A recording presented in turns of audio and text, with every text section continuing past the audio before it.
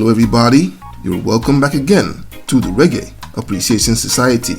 The reggae genre is primarily the people's music, an art form that was conceived as a means to communicate messages of social and spiritual significance to the masses.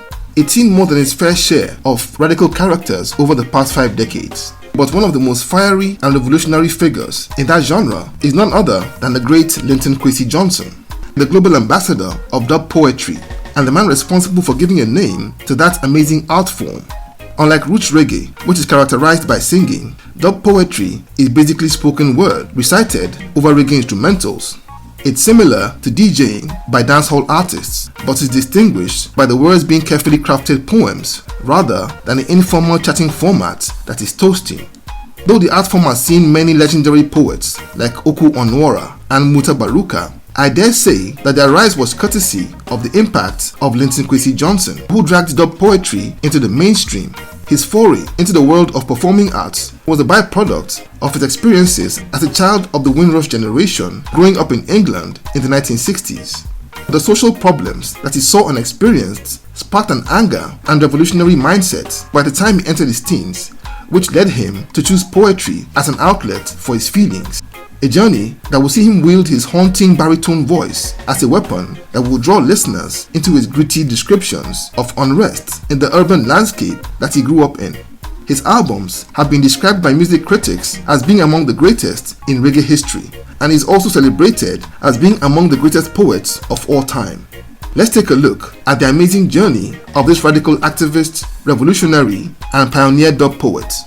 Linton Kwesi Johnson was born in the small town of Chapelton in the Clarendon parish of Jamaica on August 24, 1952, and at the age of 11, he moved to London with his father to join his mother, who had emigrated to the UK some years earlier as part of the Windrush generation.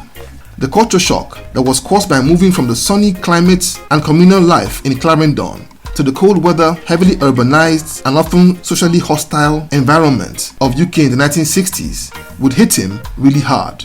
His family settled in Brixton, that was the hub of Caribbean people, and the racial divisions that he experienced while growing up saw him develop a political awakening by the time he got into his teens. He joined the London branch of the Black Panther Youth Movement, a group committed to fighting racial oppression and promoting black empowerment. It was in those times, as a secondary school student, that he would discover his talent for poetry, an art form that was a potent weapon in the black liberation struggle.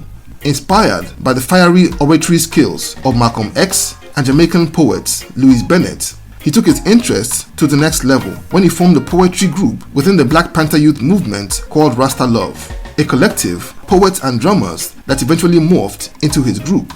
After leaving secondary school, he enrolled at the Goldsmith College and graduated with a degree in sociology in 1973. He had over the years applied himself to writing poems and performing them with his group, Rasta Love. And after bagging his degree, he was employed as a library resource officer at Britain's first art center for the black community that was called the Keskidi Center. It was in that period that he started to develop what would become known as dub poetry, with the staging of a live stage version of his poems, brought to life by actors but powered by music from his group Rasta Love, a style that married reggae rhythms with his spoken word poetry, in which he articulated the pain and frustrations of Britain's black community, from incidents of discrimination down to the culture of outright police brutality. His poetry would explode in popularity in both the Afro-Caribbean community and general populace, and would get published in renowned compilations as the 1970s would roll on. One of his most popular books was 1975's Dread, Beat and Blood, that became the basis of his foray into recorded music. By 1978, the dub poetry style had crystallized into a tangible art form that was set to go to the next level. To bring his vision to life, he would collaborate with ace musician, producer, and leader of British reggae band Matumbi in the great Dennis Bovell. They would put together the 8 songs that would make up the Dread, Beat and Blood album that would be officially released by the band named Poets and the Roots.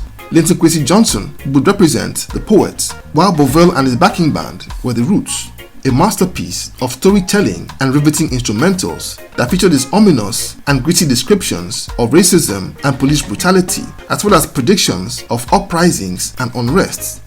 His debut album was a groundbreaking critical smash hit that saw him become an overnight superstar on the punk rock scene, in addition to his status as a hero of the reggae movement in the UK. His spectacular emergence caught the attention of Island Records, who signed him up, and he went to work on his second album in the phenomenal Forces of Victory that was released under his own name.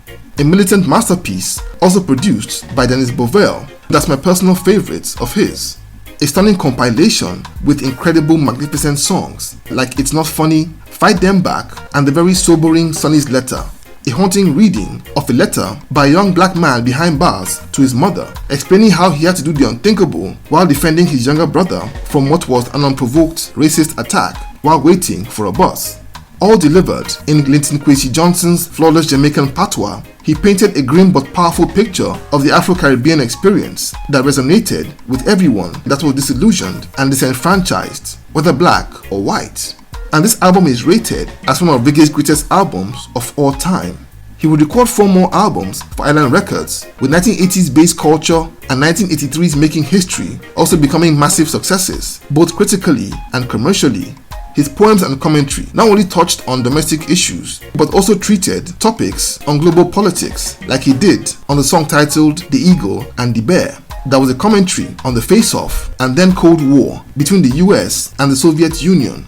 He formed his own label, LKJ Records, in 1981. Putting it mildly, what he achieved since the release of his first album was groundbreaking, both artistically and politically. And by the beginning of the 1980s, he had become a leading figure in the UK's cultural and political landscapes, especially in the wake of the Brixton riots, which took place in 1981. A terrible event that he predicted in his poems several years before it happened. He would release classic albums quite consistently for 3 decades, with his last recorded work in the classic Live in Paris album, which came out in 2003. In addition to his music and poetry, he's also been involved in various forms of activism and is a member of several advocacy groups that champion several causes surrounding social inequality. As a poet, he has received numerous accolades over the years, and he's been celebrated as one of the art form's all-time greats.